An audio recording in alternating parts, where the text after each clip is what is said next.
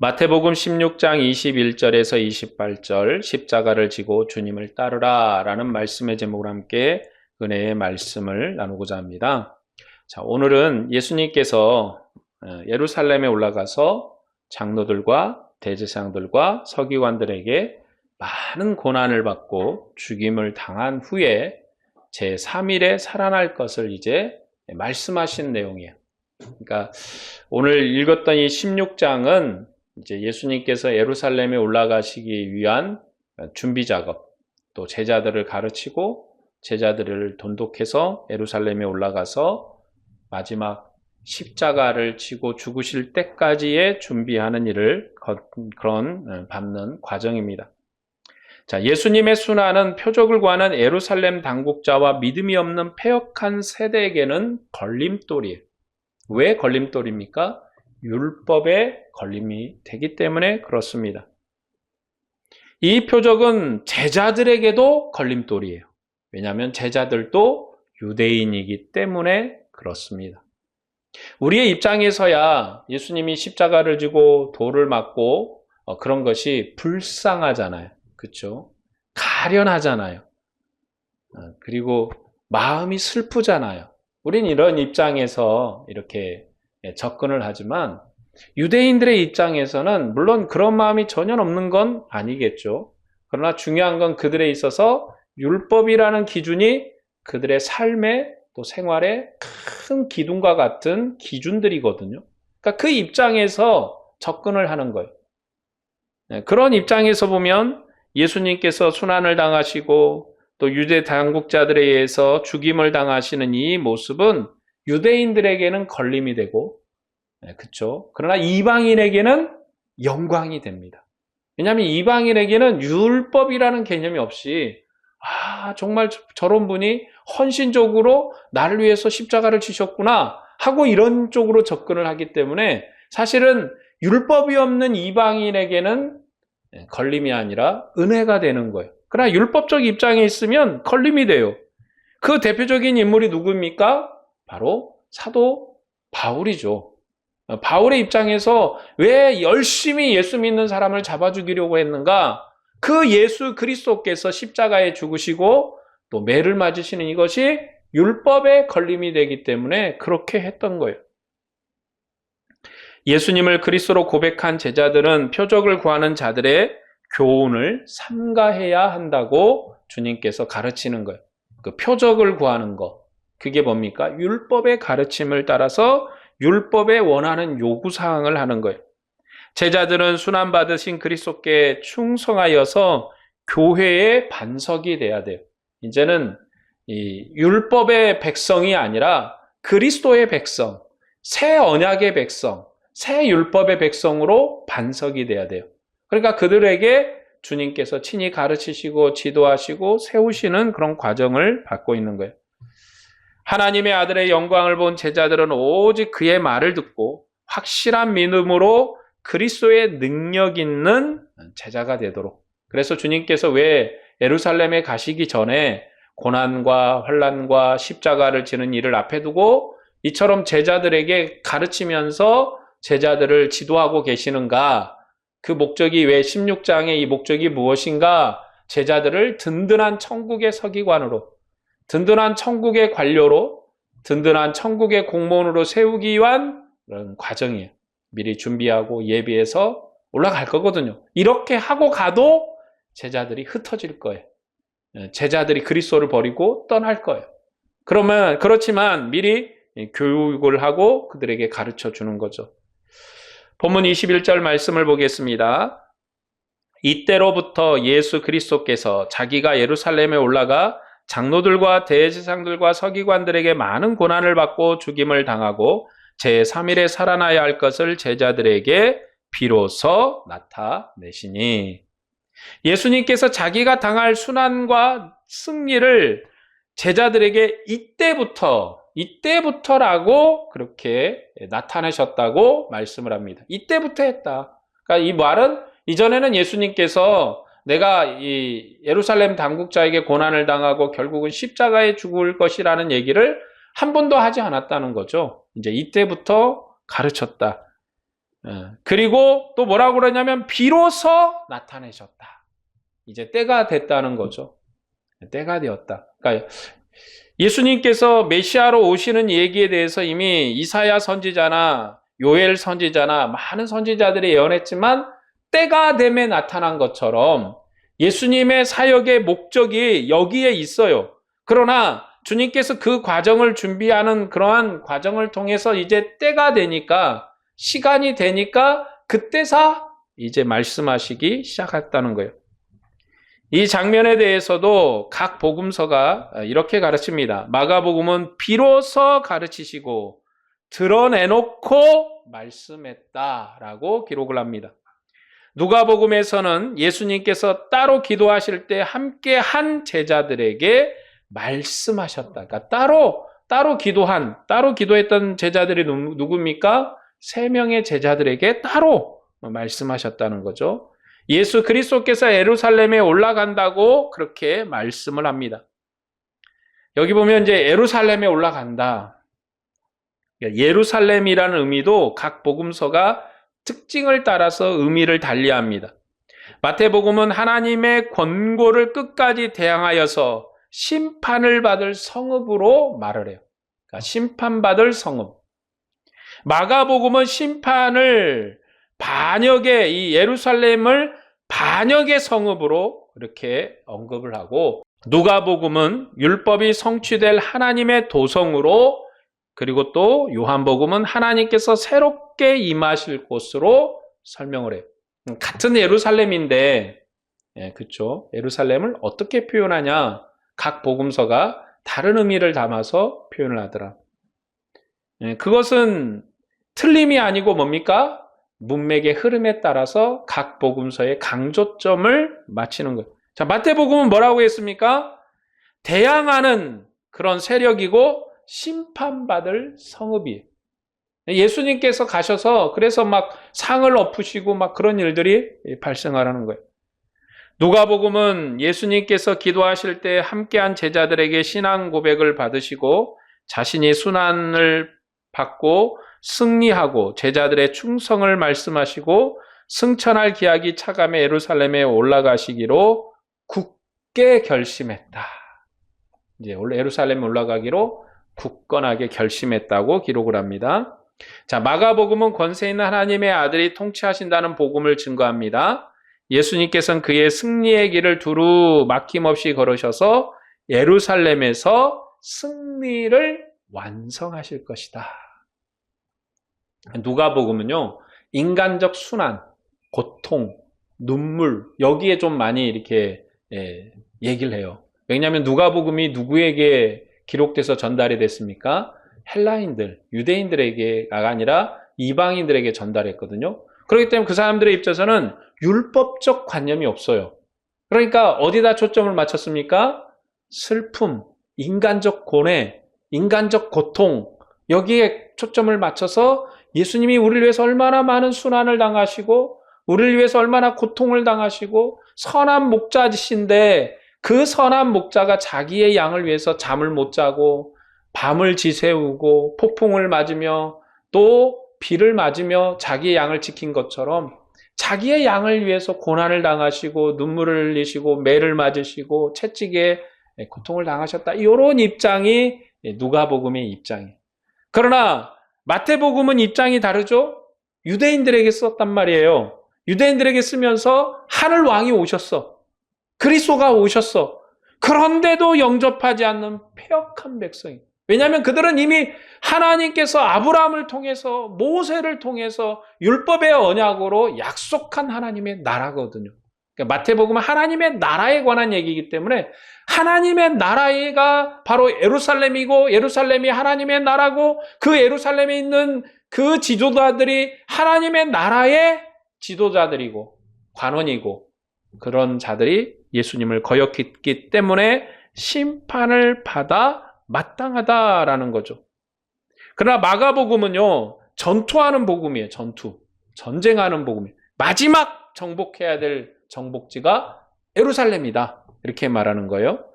그래서 마가복음에서는 예수님께서는 가이사라 빌립보 여러 마을로 나가시는 길에서 제자들의 신앙 고백을 먼저 받으십니다. 왜냐하면 마지막 격전지인 예루살렘으로 올라가기 위해서 자기 군대의 어쩌면은 그렇죠, 철저한 단합, 철저한 복종, 이걸 먼저 요구하시는 과정이에요. 그래야 가서 전쟁을 하죠. 그래서 비로소 드러내놓고 가르치셨다. 이제는 마지막 격정지가 예루살렘이라고, 그리고 가서 어떤 일이 벌어질 것인가를 가르쳤다는 거죠. 마태복음은 이때로부터 나타내시고 비로소 나타냈다 말씀합니다. 마태복음은 천국왕의 복음이에요. 천국왕께서 예루살렘에 올라가셔서 하나님을 끝까지 대항한 도성과 그 관원을 심판하실 것입니다. 그리고 제자들을 음부의 권세가 이기지 못하는 교회의 반석으로 삼으실 거예요. 그래서 예수 그리스도께서 예루살렘 순환과 승리를 나타내신 이때부터는 하나님의 나라 역사의 새로운 전환점이에요. 새로운 전환점. 자, 마태복음에는 하나님의 나라 역사적 전환점이 두 군데가 있는 거예요. 하나가 여기 있고 또 다른 하나가 어디 있었느냐면 마태복음 4장 17절에 있었습니다. 이때부터 예수께서 비로소 전파하여 이르시되라고 하는 산상수훈. 산상수훈이 뭐였습니까? 하나님의 나라 율법, 새 언약, 새 나라의 법을 발표하는 자리였어요. 그게 바로 이제 옛 율법을 끝내시고 새 율법의 시대, 그리스도의 나라의 시대, 그리스도가 왕인 시대의 역사로 전환한 전환점이 마태복음 4장 17절이었어요.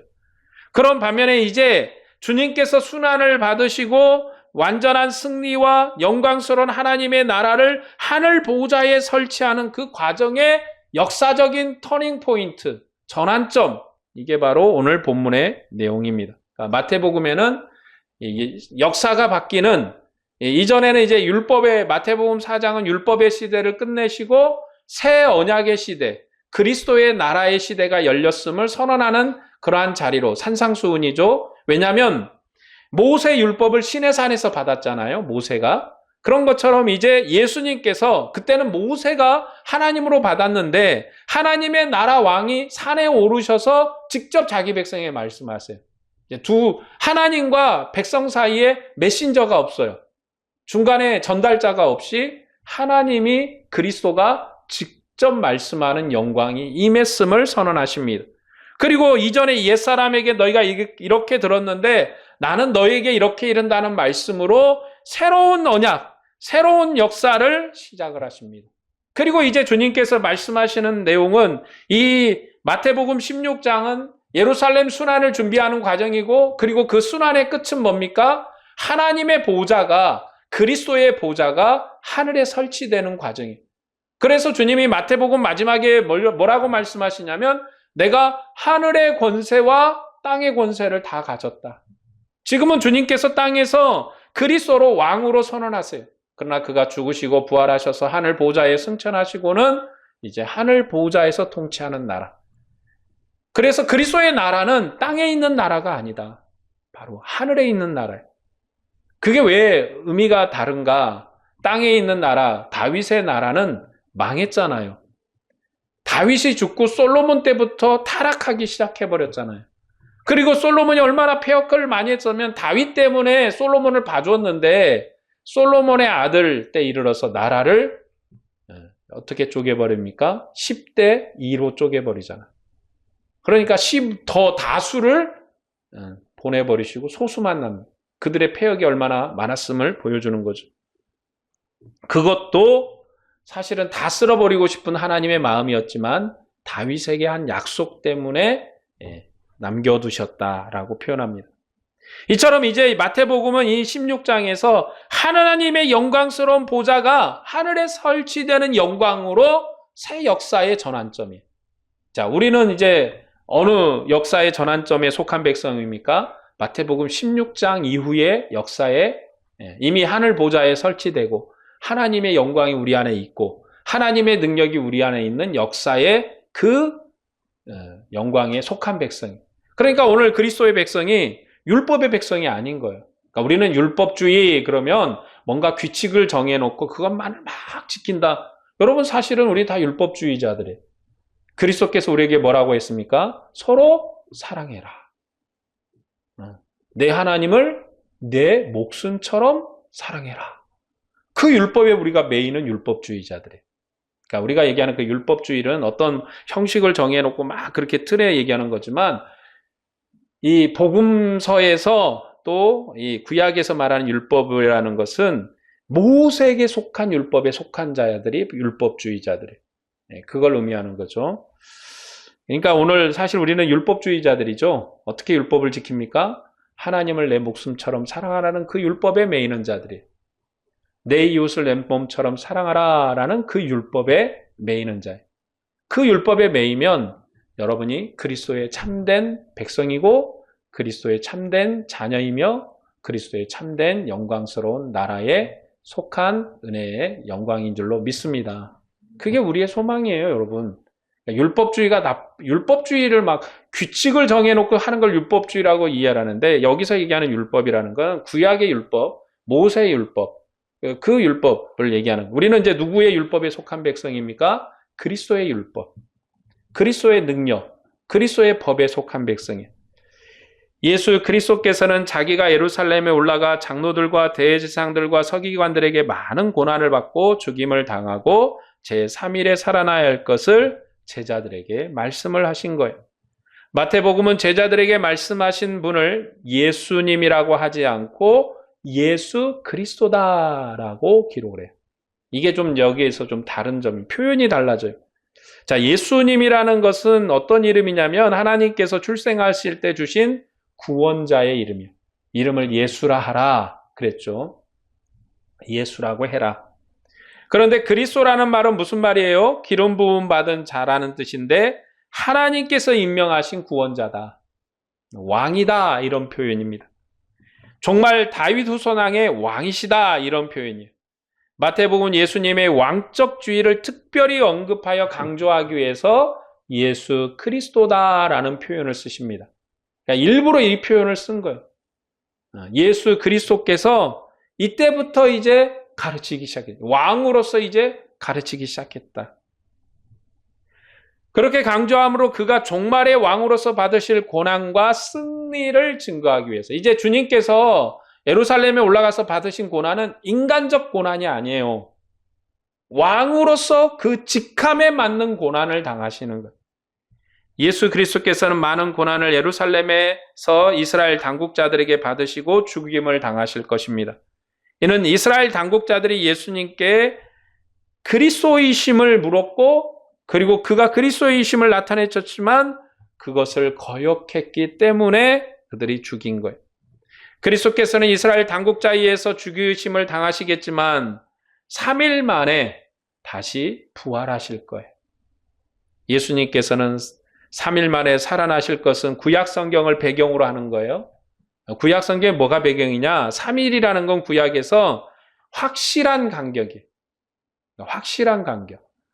율법에서도 증인은 1명 안 돼요. 2명 이상 돼야 됩니다.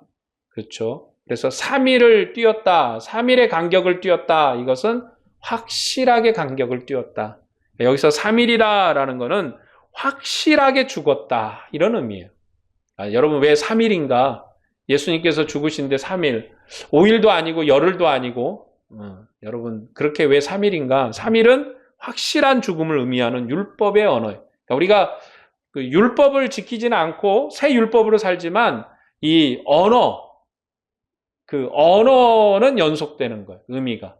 그래서 우리가 그리스도의 사역을 설명하기 위해서는 율법을 이해를 해야 돼요. 왜 그가 죽으시고 3일 만에 무덤에 계셨는가? 3일이라는 숫자는 확실한 죽음이에요. 확실히 죽었다. 그런 의미입니다. 그래서 죽음당한 지 3일 만에 다시 살아나신 것은 특별한 의미가 있는 거예요. 예수님께서는 그리스도이심을 하나님께 입증한 사건이 바로 이 죽음의 사건이거든요. 그 죽음은 확실한 죽음이었다는 거죠. 죽음당한 지 3일 후에 부활하심은 확실한 죽음을 이긴 또 영광이 되기도 합니다. 그러니까 확실하게 죽었고 확실하게 생명으로 살았다. 확실하게 죽었고 확실하게 생명으로 살았다. 이것을 의미하는 단어가 3일입니다. 그런 의미가 요한복음 11장 39절에서 40절에도 잘 나타나 있습니다. 예수께서 이르시되 돌을 옮겨 놓으라 하시니 그가 죽은 자의 누이 마르다가 이르되 주여 죽은 지가 나흘이 되었음에 벌써 냄새가 나나이다. 예수께서 이르시되 내 말이 내가 믿으면 하나님의 영광을 보리라 하였느니라. 그러니까 지금 마르다에게 돌을 옮겨라 그랬더니 죽은 지 4일이 됐습니다. 확실하게 죽었습니다. 냄새가 난다는 게 표현이 썩었습니다가 아니라 확실한 죽었다는 의미의 냄새가 난다는 거예요. 그러니까 생명이 없다. 살릴 수 있는 근거가 없다. 그런 의미로 4일을 얘기했기 때문에 3일보다 하루가 더 많잖아요. 그러니까 확실하게 죽었습니다. 더 이상 살릴 수 없습니다. 어떤 지금 아프거나 열이 나거나 그런 상태가 아니라 호흡이 끊어진 지가 사흘이 됐습니다. 못 살립니다. 이런 의미죠. 그런데 주님께서 거기에서 자신의 죽음과 자신의 부활을 설명하기 위해서 이제 나사로를 여기에서 살리십니다. 확실한 죽음에 있는 자를 끄집어내시죠. 그뿐만 아니라 바울 사도께서도 고린도 교회에 전한 구원 복음은 성경대로 그리스도께서 우리를 위해서 죄를 위해서 죽으시고 성경대로 사흘 만에 다시 살아나셨다는 확실한 사실, 우리의 죄를 위해서 죽으시고 확실하게 3일 만에 살아나셨다는 그 복음을 전했습니다. 예수 그리스도께서 그의 제자들에게 자기가 예루살렘으로 올라가셔서 당국자들의 손에 의해 죽임을 당하시고 3일 만에 다시 살아날 것을 나타냈어서 여기에 말씀합니다. 이는 그리스도께서 구원자가 되시는 신적 필연성이에요. 이 과정을 거쳐야 돼요. 확실한 역사를 이루기 위해서 필연적으로 겪어야 되는 과정이다. 그리고 성경을 응하게 하려는 과정이다. 그래서 주님이 이 길을 분명하게 자기에게는 인간적 고통도 있고요. 여러 가지, 그러니까 누가복음의 표현을 드리면 굉장히 고통스러운 과정을 겪어서 올라가신 걸 볼 수 있습니다. 바울 사도께서는 구원 얻는 복음을 전한 것입니다. 그것은 그가 받은 것인데 성경대로 그리스도께서 우리 죄를 위해서 죽으시고 성경대로 사흘 만에 다시 살아났다는 확실한 사실을 전합니다. 본문 22에서 24절 말씀을 보겠습니다. 베드로가 예수를 붙들고 항변하 이르되 주여 그리 마옵소서. 이 일이 결코 주께 미치지 아니하리다. 예수께서 돌이키시며 베드로에게 이르시되 사탄아 내 뒤로 물러가라. 너는 나를 넘어지게 하는 자로다. 내가 하나님의 일을 생각하지 아니하고 도리어 사람의 일을 생각하는도다. 하시고 이에 예수께서 제자들에게 이르시되 누구든지 나를 따라오려거든 자기를 부인하고 자기 십자가를 지고 나를 따를 것이니라. 예수님께서는 만류하는 베드로를 책망하세요. 그리고 제자들에게 충고하시고 경고도 하십니다. 예수 그리스도께서 자기 백성으로부터 죽임을 당하실지라도 오직 하나님의 영광, 하나님의 뜻을 위해서 고난을 받으시고 아버지께 순종하실 것입니다. 하나님께서는 그를 다시 살리시고 아버지의 정권을 주심으로 음부의 권세가 이기지 못하는 교회의 머리가 되게 하셨습니다. 예수 그리스도께서 교회의 머리가 되심으로 그를 순종하는 백성을 구원하시고 하나님의 모든 의를 이루셨습니다. 이와 반대로 힘을 통한 구원은 율법에 속한 구원이에요. 여러분, 아까 이제 왜 예수님께서 죽임을 당하는가? 율법대로 안 나타났기 때문이라고 그랬잖아요. 율법대로 행하지 않았기 때문에. 그럼 율법의 메시아는 뭐냐? 힘으로 이기는 권세. 누가 그랬습니까? 모세가 그랬거든요. 여러분, 모세가 이 애굽에서 하나님의 영광으로, 하나님의 능력으로, 파워로 이 이집트의 왕 바로를 이겼잖아요. 힘으로 이겼어요. 하나님, 자기의 능력은 아니지만 하나님의 능력으로 이겼죠. 다윗이 그랬잖아요. 다윗이 어떻게 했습니까? 여러분, 다윗이 전략가로서 아주 훌륭한 사람으로 나타나지만 다윗은 고백합니다. 이게 다 내게 아니라고. 하나님의 인도하심이고 하나님의 능력이라고. 사실은 또 그랬어요. 다윗은 목동이었고 별 볼 일 없는 사람이었습니다. 그러나 그의 마음이 하나님과 통했습니다. 그래서 하나님이 그에게 은혜를 주시고 능력을 주시고 성령을 주셔서 힘으로 이방인을 이겼어요. 힘으로 이겼어요. 힘으로. 전쟁을 해서 이기고 전투를 해서 이기고 칼로써 사울을 이겼습니다. 물론 다윗이 사울을 직접 죽인 건 아니지만 사울보다 다윗이 더 힘이 셌어요. 그래서 다윗을 만만히요, 사울은 천천히다. 그렇게 사람들이 찬양을 했습니다. 그런 율법의 영향을 받은 유대인과 그리고 또한 유대인의 바리새인과 서기관들이 묻습니다. 당신이 그리스도의 힘을 나타내는 표적이 뭡니까? 힘을 보여주세요. 파워를 보여주세요. 이방인을 이기는 능력을 보여주세요. 이게 율법의 구원이에요. 왜냐하면 모세가 그랬고 다윗이 그랬고 엘리야가 그랬고 엘리사가 그랬거든요. 하나님의 은혜는 힘으로 이기는 능력이었어요. 그런데 예수님은 오셔서 이제 육체적인 힘, 이 땅의 권세로 세상을 이기는 게 아니라 하늘의 권세로 이기는, 하나님의 능력으로 이기는, 어쩌면 지지만 실패한 것 같지만 그것이 이기는 능력을 새롭게 가져오셨어요. 그게 하늘의 뜻이에요. 그래서 이제 우리가 사랑하면 이기는 능력의 시대가 우리에게 열리는 거예요. 하나님을 사랑하면 우리가 이기는 시대를 살고, 우리가 형제를 사랑하면 이기는 시대를 사는 거예요. 세상적으로 보면 질 수도 있어요. 교회 분쟁이 생겨서 사랑하기 때문에 교회를, 건물을 내주고 땅을 내주고 재정을 내주고 우리가 그곳을 떠나서 다른 곳에 정착하면 세상 사람들은 얘기할 것입니다. 건물도 내주고 땅도 내주고 돈도 내주고 다 나갔으니까 실패한 거 아니냐고. 그러나 주님은 우리에게 말씀합니다. 이겼다. 이겼다. 사랑으로 이겼다. 세상이 보면 예수님께서 십자가를 지시고 돌에 맞으시고 채찍에 받으시면 바로 유대인들의 관점에서는 힘의 권세, 능력의 권세, 모세가 한 것처럼, 다윗이 한 것처럼, 엘리야가 한 것처럼, 엘리사가 한 것처럼, 여러분 하늘에 불이 떨어져 가지고 바알의 선지자를 다 태워버리는 능력으로 한 것이 아니라 사랑으로 친히 십자가를 지시고 매를 맞으시니까 실패했다고 그런 거예요. 잘못했다고 하는 거예요. 망했다고 하는 거예요. 그러나 주님은 그것이 끝이 아닙니다. 사망을 이기시고 부활하셨습니다.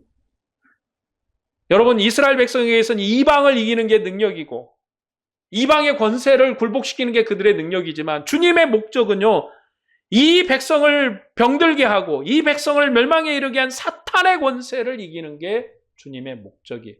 그 사탄의 권세의 마지막 최종 병기가 뭡니까? 죽음이었어요. 사망이었어요. 그 사망을 이기는 것이 주님의 목적이에요. 그래서 주님이 사망을 이기시고 부활하신 거예요. 사탄을 이기신 거예요. 하늘 권세로, 능력으로 이기신 거예요. 그렇기 때문에 주님이 보이신 것은 세상 사람들이 아는 힘의 권세가 아니라 하늘의 권세로 사탄을 이기시겠다는 거예요. 그러나 사람들은 얘기합니다. 표적을 구해요. 바리새인과 헤롯 당은 그것이 교훈이니까, 모세의 교훈이고 엘리야의 교훈이고 엘리사의 교훈이고 다윗의 교훈이고 그들이 아는 교훈은 그거예요. 이것이 하나님의 뜻을 대항하는 사람들의 뜻입니다. 그리스도 안에서는 이게, 모세 율법 안에서는 이것이 하나님의 뜻이었지만 이제 그리스도 안에서 하나님의 새 뜻이 드러났거든요. 천국의 제자들은 천국의 왕의 길을 거르는 자이며 바리새인과 헤롯 당의 교훈을 그렇게 따라서는 안 됩니다.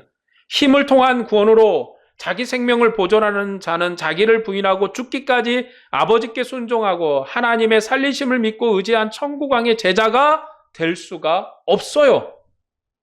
힘을 의지하면. 여러분, 교회 건물이 능력이라고 생각하고 교회 모인 숫자가 능력이라고 생각을 하고 교회가 가진 재산이 생명이라고 능력이라고 생각하면 주님의 제자가 될 수가 없어요. 여러분, 오늘 교회는요, 힘을 의지하는 교회가 아닙니다. 세상에서 정치적인 발언을 하고 세상에서 우리의 무리의 많음을 보여서 능력 있는 정치의 영향력을 보이려고 하면 그건 그리스도의 제자가 아닙니다. 우리는 그렇게 세상에 힘을 보이는 단체가 아니에요. 그런 제자는 천국 왕이 속한 상속할 부활의 나라를 유업으로 받을 수가 없어요. 힘을 보이는 게 교회의 권세가 아닙니다. 인자이신 예수 그리스도께서는 세상에서 고난을 당하셨지만 다시 살리심을 믿고 하늘 보좌를 상속받으셨어요. 세상이 보면 여러분 얼마나 처참합니까? 힘없이 맞다고 죽어버렸거든요. 그리고 그게 끝이라고 세상 사람들은 생각을 한 거예요. 다 끝났다. 그러나 그것은 시작이었습니다. 마지막에 아버지의 영광으로 천사들과 함께 오셔서 각 사람의 행한 대로 갚아주시겠다 약속하셨습니다. 예수님께서는 제자들이 인자의 영광을 볼 것이다 말씀하시고 격려하십니다. 예수 그리스도께서는 거기 함께 있는 제자들 중에 죽기 전에 인자가 그 왕권을 가지고 오는 것을 볼 자도 있다고 말씀하심으로 제자들을 격려하셨습니다. 인자의 왕권은 하나님께서 인자의 부활에서 입증하실 거예요. 그러니까 이 제자 중에 왕권을 본다는 건 뭐냐면 부활의 주님을 만날 자도 있을 것이다. 그런데 이 중에 만날 자도 없다는 얘기잖아요. 누가 하나 섞여 있습니까? 가룟 유다 하나가 섞여 있잖아요. 그 가룟 유다뿐이겠어요? 주님께서 죽고 이제 십자가를 지시고 죽고 무덤에 갔을 때 흩어진, 그러니까 이 12사도 외에도 또 많은 제자들이 흩어졌으니까 그런 자들은 하나님의 영권을 보지 못하겠죠. 그리고 장차 심판의 주로 오셔서 그의 천국을 완성하실 때 모든 사람에게 나타내시는 권세를 말씀하십니다. 앞으로 새 제자에게 보여주실 변화산 사건의 영광이 인자의 왕권을 설명하는 거예요. 표적을 구하는 자를 대항하여 인자의 고난과 순종의 길을 걷는 천국 제자들에게 하늘 인자의 영광을 보여주심으로 인자가 가실 길을 걷게 하셔서 음부의 권세를 이기는 교회의 반석이 되게 하십니다. 왜 3명의 제자들에게만 변화산 사건이 있었는가? 그들이 바로 교회의 반석이기 때문에 그래요. 예수 그리스도께서는 제자들에게 주시는 이 격려는 오늘 우리에게도 동일하게 주시는 약속이, 오늘 우리에게도 동일하게 주신 약속입니다. 예수님께서는 제자들에게 인자의 영광을 보게 될 것이다 약속하셨어요. 이는 우리에게 주신 소망입니다. 이 땅에서 삶이 전부가 아니라 우리에게는 영원한 하나님의 나라가 기다리고 있어요. 이 소망에 이르기 위해서 우리가 현재의 어려움을 견뎌내고 세상의 유혹에 흔들리지 않아야 됩니다. 장차 주님과 함께 누릴 영광을 바라봐야 돼요. 고난은 잠깐이에요. 주님의 영광은 영원한 거예요. 여러분, 고난은 잠깐이에요. 우리가 재산을 잃어버릴 수도 있고 또 여러 가지도 있지만 주님의 영광을 바라봐야 돼요. 예수님께서는 제자들을 음부의 권세가 이기지 못하는 교회의 반석으로 세우셨습니다. 제자의 전통을 따른 우리도 흔들리는 세상에서 견고한 믿음의 반석이에요. 우리의 삶 자체가 복음의 증거가 되어야 되고 이 시대에 참된 소망을 보여줘야 됩니다. 예수 그리스도께서 고난을 통해 영광에 이르셨듯이 우리도 그분의 발자취를 따라 참된 제자의 길을 걸어야 됩니다. 그때 마침내 그분이 약속하신 영광에 우리가 참여하게 될 것입니다. 이것이 오늘 우리를 향한 주님의 격려이며 약속이에요. 이기게 하실 것입니다. 승리하게 하실 것입니다.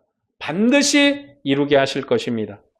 오늘 또 주님의 격려를 소망하면서 믿음으로 이 길을 걷는 여러분에게 은혜와 평강이 충만하기를 축복합니다.